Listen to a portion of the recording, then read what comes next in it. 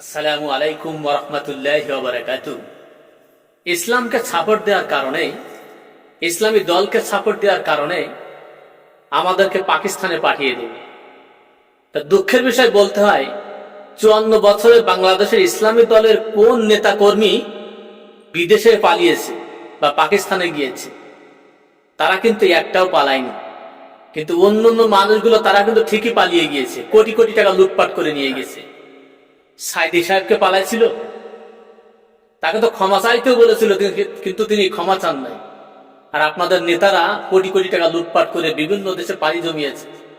এসব কথা বলেন, একবার ভেবেচিন্তে কথা বলতে হবে।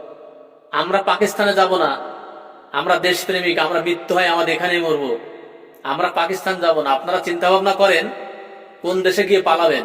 কেন আমরা তো চোর না, পাটপান না, লুটপাটকারী না, অবৈধ ব্যবসাকারী না। Mind it.